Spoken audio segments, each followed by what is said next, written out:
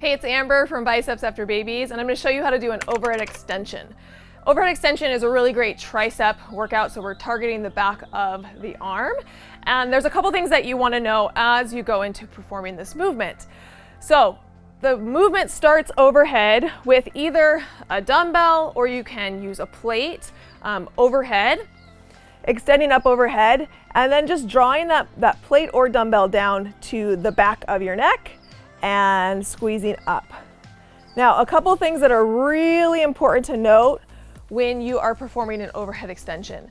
Because that plate is overhead and you're bringing it back down, it's really easy, if you're not aware of it, to create a hyperextension in your back. And I see this all the time with the butt out, the abs aren't engaged. So you really want to think about taking that rib cage, pulling it down towards your pelvis, and creating that nice rigid structure through the core.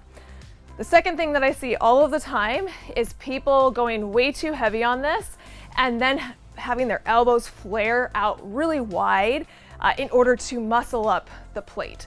So that would look something like coming down here and then it being so heavy that you have to muscle it up like that with those elbows flaring out. And instead, you want to think about keeping those elbows in tight. That's what's going to keep that tricep, the muscle that we're working, is keeping those elbows tight as you draw the plate back and keep it tight as you push forward.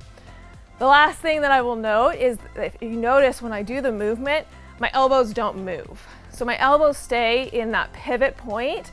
They don't move back and forward. They stay locked where they are. So watch one more time. As I bring it down, the elbows stay locked where they are, and they stay locked where they are when I come up. It's not a bringing it forward. It's keeping those elbows locked, tight, and extension overhead. That's the overhead extension.